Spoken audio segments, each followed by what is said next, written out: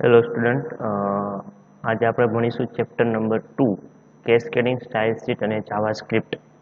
પહેલું ચેપ્ટર આપણે ફિનિશ થઈ ગયું છે. સેકન્ડ ચેપ્ટરની અંદર કેસ્કેડિંગ સ્ટાઇલ શીટ. આની અંદર આપણે જોવા જઈએ તો પહેલાં તો કેસ્કેડિંગ સ્ટાઇલ શીટ શું છે અને પછી જાવાસ્ક્રિપ્ટ શું છે. ઓકે, તો સૌપ્રથમ આપણે પહેલાં જોઈએ કેસ્કેડિંગ સ્ટાઇલ શીટ. ઓકે, તો કેસ્કેડિંગ સ્ટાઇલ શીટ કોને કહેવામાં આવે છે કે CSS એટલે કે એનું શોર્ટ ફોર્મ છે કેસ્કેડિંગ સ્ટાઇલ શીટ. વેબસાઇટમાં આવેલ દર્શનીય ઘટકોની શૈલી સ્પષ્ટ કરવાની સુવિધા પૂરી પાડે છે. મતલબ તમારે જો કોઈ સ્ટાઇલ આપવી હોય તો તમે CSS થી મતલબ કેસ્કેડિંગ સ્ટાઇલ શીટથી તમે સ્ટાઇલ આપી શકો છો. દસ્તાવેજની માહિતીને તેને દર્શાવવાની વિગતોથી અલગ રાખવા તે મદદરૂપ બને છે. તો દસ્તાવેજની માહિતીને તમે જે લખ્યું છે એને અલગ રીતના કોઈ રિપ્રેઝેન્ટ કરવું હોય તો તમને મદદરૂપ બને છે. કોઈ અક્ષર ઘાટા કરવા છે, ઇટાલિક કરવા છે, તો એના માટે સ્ટાઇલને અન્ય માહિતીથી અલગ રાખવાથી નીચે જણાવેલ લાભ થાય છે. કયા કયા લાભ થાય છે જોઈએ અહીંયા. કે કોડિંગમાં નકલ ટાળી શકાય. કે CSS આપણે માહિતીમાં ઉમેરીએ તો કેટલા પ્રકારના લાભ થાય છે. 3 છે અહીંયા. કેસ્કેડિંગમાં નકલ ટાળી શકાય એટલે ડુપ્લિકેશન તમારું ઘટી જશે. એક જ વિગત માટે જુદા જુદા ઉદ્દેશનો અનુલક્ષીને જુદી જુદી સ્ટાઇલનો ઉપયોગ કરી શકાય છે. ઓકે, એટલે એક વસ્તુને પણ અલગ અલગ રીતના સ્ટાઇલ આપી હોય તો પણ તમે આપી શકો છો. એટલે એક જ વિગત આપેલી હોય પણ અલગ અલગ રીતના સ્ટાઇલ તમારે આપી હોય અનુલક્ષીને તો અલગ અલગ તમે સ્ટાઇલ આપી શકો છો. અને ત્રીજું છે કોડની સરળ જાળવણી કરી શકાય છે. એટલે તમે જે કોડ કર્યો છે એ કોડને તમે હેન્ડલ કરવું હોય તો ઇઝી બની જાય છે CSSથી. એટલે મેઇન જે ઇન્ટેન્ટ છે CSSનો એ શું છે કે તમે એને સ્ટાઇલ આપી શકો છો. તમે કોઈ વેબ પેજ બનાવો છો તો વેબ પેજને તમે સિમ્પલ HTML થી શું થશે ખાલી તમને એના કંટ્રોલ્સ તમે જોઈ શકશો. ઓકે, અને એનો દેખાવ તો જે સિમ્પલ હશે એ રહેશે. પણ એમાં જો કંઈ તમારે બદલાવ કરવો હોય તો તમે CSS થી તમે સ્ટાઇલ આપી શકો છો. ઉદાહરણ તરીકે સપોઝ એક એક્ઝામ્પલ આપ્યું છે અહીંયા કે HTMLમાં આપણે ઈચ્છતા હોઈએ કે પેરેગ્રાફ, P એટલે શું કે પેરેગ્રાફ ટેગ, તમે ભણી ગયા હશો HTMLની અંદર. ટેગથી ઉમેરેલા કેટલાક ફકરાનું લખાણ ઘાટા અક્ષરોમાં આવવું જોઈએ તો તે માટે સોર્સ કોડમાં આપણે તમામ ફકરાના P ટેગ માટે અક્ષરો ઘાટા કરવા માટેનો B ટેગ ઉમેરવો પડે.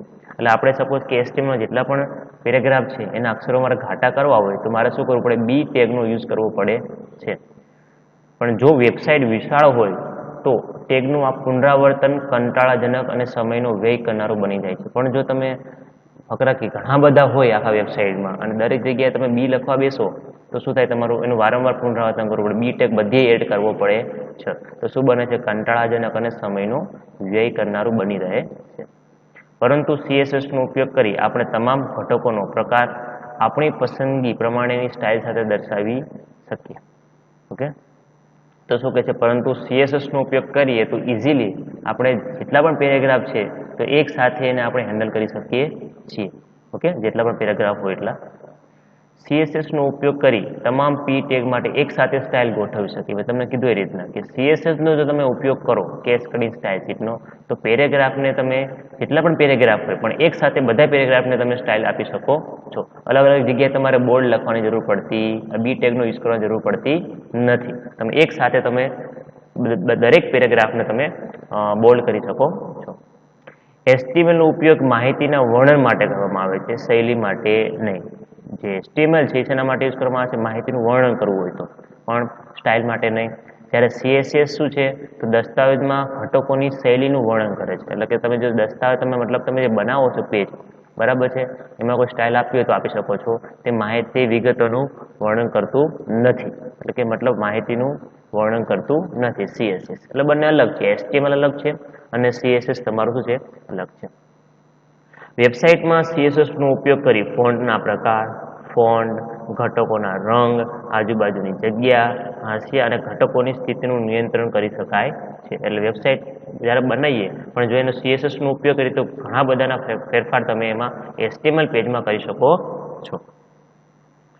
પછી જોઈએ CSSની વાક્ય રચના. આ થઈ ગઈ ઇન્ટ્રોડક્શન હતું તમારું. હવે જોઈએ આપણે CSSની વાક્ય રચના, સિન્ટેક્સ ઓફ CSS. તો CSSની વાક્ય રચનામાં રૂલ્સ નામે ઓળખાતા વિશિષ્ટ ચિહ્નોનો ઉપયોગ કરવામાં આવે છે. ઓકે, શું રૂલ્સ તમારે કરવાનો છે. રૂલ્સમાં શું હશે, તો રૂલ્સના બે મુખ્ય ભાગ છે, એક પસંદગીકાર અને એક કે વધુ ઘોષણાઓ, એટલે કે સિલેક્ટર આવે અને ડિક્લેરેશન, બે પાર્ટ આવે. સીએસએસના રૂલ્સમાં બે પાર્ટ આવે છે, પસંદગીકાર એટલે કે સિલેક્ટર અને એક કે વધુ ઘોષણાઓ મતલબ ડિક્લેરેશન, બે પાર્ટ તમારા આવે છે.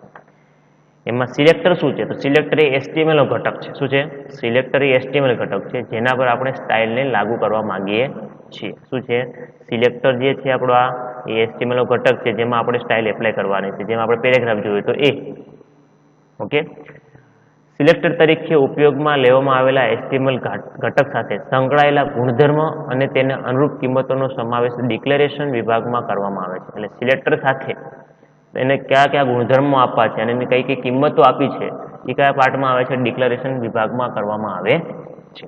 ઓકે, એટલે બે ભાગ, સિલેક્ટર અને વધુ ઘોષણાઓ મતલબ કે ડિક્લેરેશન. તેમાં સિલેક્ટર એ HTML નો ઘટક છે જેના પર આપણે CSS એપ્લાય કરવાની છે, અને સિલેક્ટરના જે ઘટકો છે એની સાથે સંકળાયેલ ગુણધર્મો અને એની અનુરૂપ જો કિંમતો એ હોય છે એ તો શેમાં કરવામાં આવે છે? ડિક્લેરેશન વિભાગમાં કરવામાં આવે છે.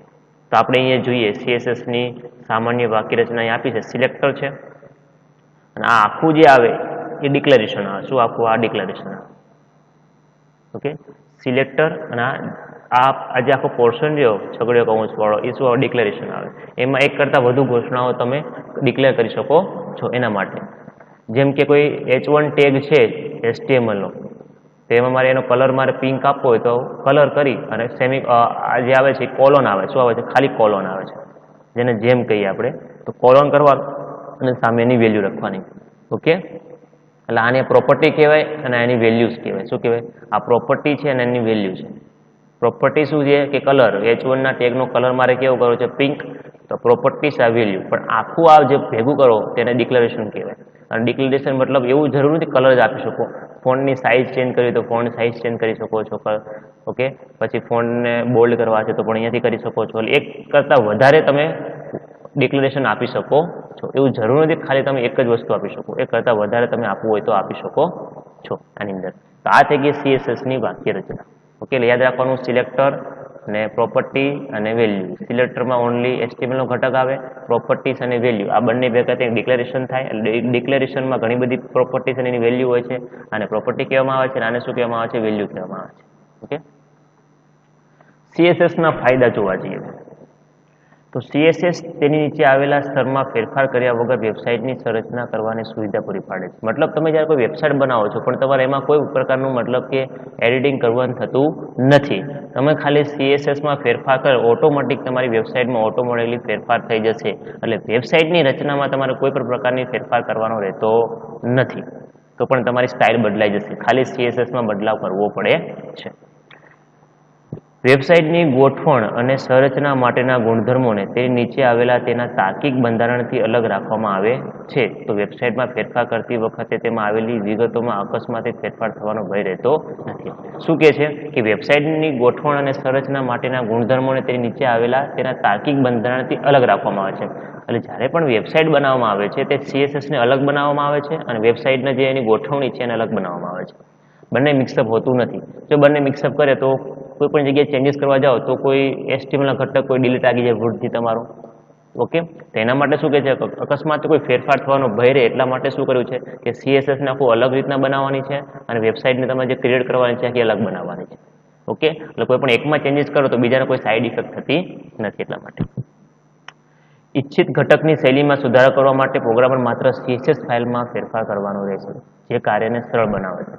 મેં તમને કીધું રીતના બંને અલગ રાખ્યા છે. CSS આખી અલગ રાખી છે અને HTMLના જેટલા ઘટકો છે એને અલગ રાખ્યા છે.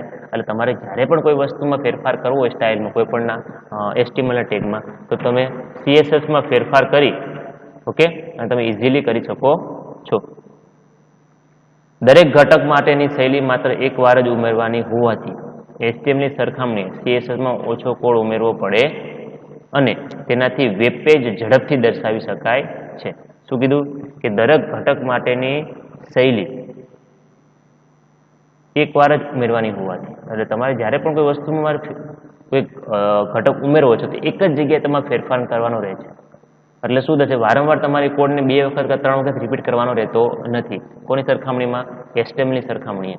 સીએસએસમાં કેવો થાય, ઓછો કોડ ઉમેરવો પડે છે, કારણ કે એક જ જગ્યાએ તમે એપ્લાય કરવાનું. HTMLના 50 ઘટકો હોય તો 50 ઘટકોમાં ઓટોમેટિકલી એની સ્ટાઇલ તમારી એપ્લાય થઈ જશે અને તેનાથી વેબ પેજ ઝડપથી દર્શાવી શકાય છે. સીએસએસનો ઉપયોગ વેબસાઇટની રચનાને ઝડપી અને કાર્યક્ષમ બનાવે છે. ઝડપી અને કેવું, કાર્યક્ષમ, કારણ કે એક જ જગ્યાએ ચેન્જીસ કરો એટલે ઓટોમેટિકલી બધી જગ્યાએ ચેન્જીસ થઈ જાય છે. તો એટલા માટે એટલે દરેક ટેગમાં જઈને તમારે ફેરફાર કરવાની જરૂર પડતી નથી HTMLના. CSSના ગેરફાયદામાં 3 છે તમારા. ગેરફાયદામાં શું છે કે જુદા જુદા બ્રાઉઝર માટે CSSની સુસંગતતા બદલાતી રહે છે. એટલે શું છે કે ઘણી વખત એવું કે બ્રાઉઝર ઘણી CSS સપોર્ટ કરતી ના હોય તો પણ બની શકતું હોય છે. એટલે જુદા જુદા બ્રાઉઝર માટે CSSની સુસંગતતા બદલાતી રહે છે. એ ગૂગલ ક્રોમ છે, ફાયરફોક્સ, મોઝિલા છે, ઓપેરા છે, ઘણા બધા બ્રાઉઝર છે, ઇન્ટરનેટ એક્સપ્લોરર છે, જે અમુક પ્રકારની CSS સપોર્ટેબલ ના કરતી હોય તો ઘણી વખત શું થાય છે, વેબસાઇટમાં એનો જે સ્ટાઇલ હોય દેખાતી નથી. તો આ એક એનો પણ ગેરફાયદો છે. સ્ટાઇલ શીટની કેટલીક સુવિધાઓને દરેક બ્રાઉઝર સમર્થન આપતું નથી અને ઉપયોગકર્તાની અપેક્ષા મુજબ તે શૈલીને દર્શાવી શકાતું નથી. એટલે તમને કીધું એ રીતના કે બધા બ્રાઉઝર સમર્થન આપતા નથી. અમુક એડવાન્સ લેવલની સ્ટાઇલ હોય તો એને સમર્થન આપતા ના હોય તો આપણે જે ઉપયોગ કરીએ છીએ જે વેબસાઇટમાં એમાં અમુક વસ્તુ સ્ટાઇલ તમને દેખાશે નહીં આપણા બ્રાઉઝરમાં. પરંતુ હવે બ્રાઉઝરની અદ્યતન પ્રવૃત્તિઓ વધુ પ્રમાણભૂત બની છે અને સુસંગતતાનો મુદ્દો ક્ષીણ થયો છે. મતલબ અત્યારે જોવા જઈએ તો અત્યારે લેટેસ્ટ ટેકનોલોજીવાળા જેટલા બ્રાઉઝર આવે છે એટલે હવે કોઈ પ્રોબ્લેમ આવતો નથી. એટલે ઇઝીલી તમે શું કરી શકો છો, બધી શૈલીને જોઈ શકો છો. એટલા માટે પછી આવે છે તમારી, આ થઈ ગઈ તમારી CSS કેસ્કેડિંગ સ્ટાઇલ શીટ. હવે આવે છે તમારી જાવાસ્ક્રિપ્ટ.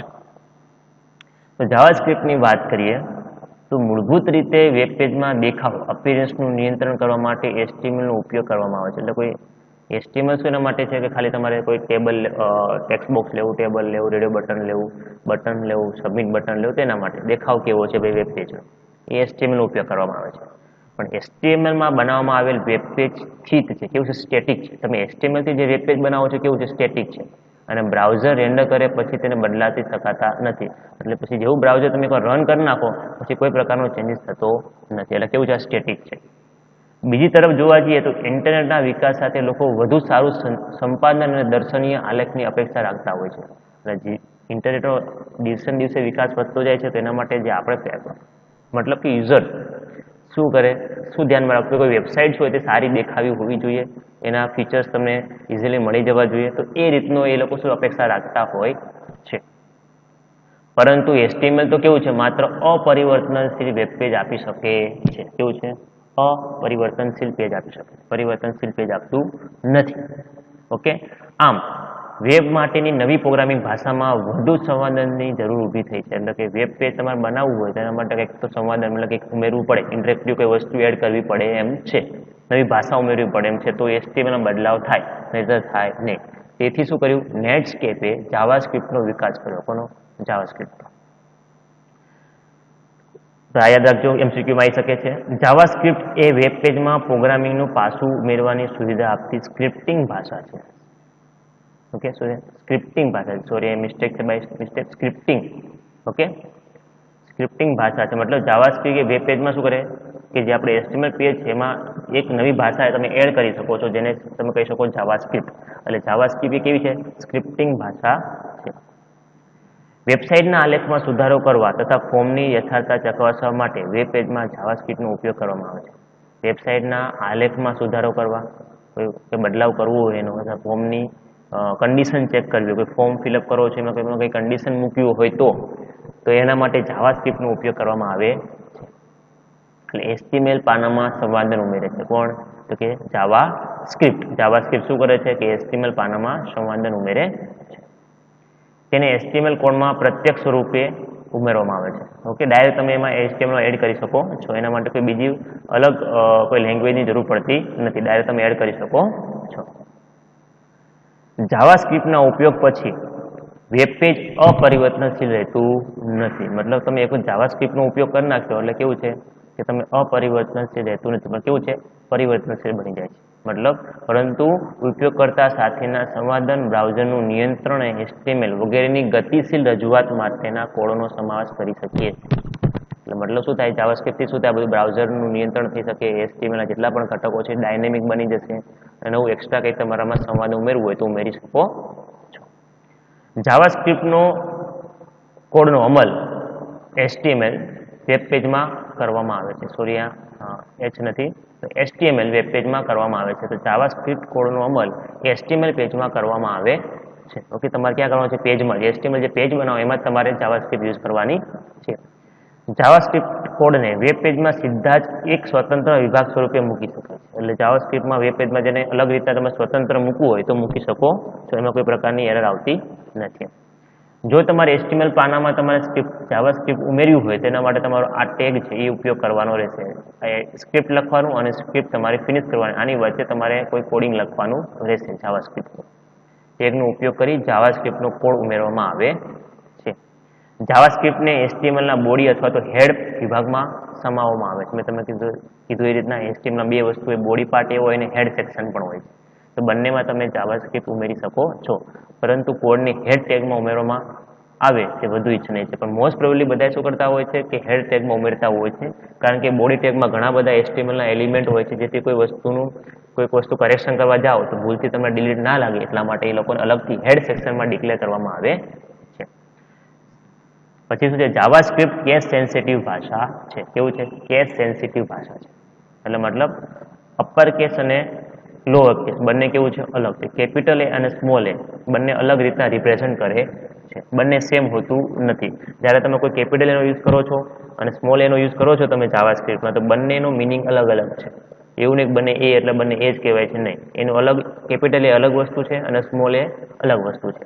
કેપિટલ એમાં તમે કોઈ વસ્તુ નાખો છો, એ કેપિટલ એમાં નાખી 5 અને સ્મોલ એમાં નાખી 3, તો જ્યારે તમે કેપિટલ એ પ્રિન્ટ કરાવો તો 5 પ્રિન્ટ થાય અને સ્મોલ એ પ્રિન્ટ કરાવો તો 3 જ પ્રિન્ટ થાય, બીજું કંઈ થતું નથી. એટલે મતલબ કે એવું કહેવા માંગે છે કેસ સેન્સિટિવ છે, મતલબ કેપિટલ અને સ્મોલ લેટરમાં બંનેમાં તફાવત છે. ઓકે, આ થઈ ગઈ તમારી જાવાસ્ક્રિપ્ટ. બાકીનો જે હવે છે એ આપણે નેક્સ્ટ લેક્ચરમાં જોઈશું. ઓકે, તો આટલું તમે તમારે બુકમાં લખી રાખજો, જે તમારે MCQમાં બધા IMP રહેશે. ઓકે, તો આ થઈ ગઈ તમારી CSS અને જાવાસ્ક્રિપ્ટ. હવે તમારા 2 થી 3 ટોપિક છે આની અંદર, એ તમને નેક્સ્ટ વિડીયોમાં હું તમને ભણાવીશ. ઓકે.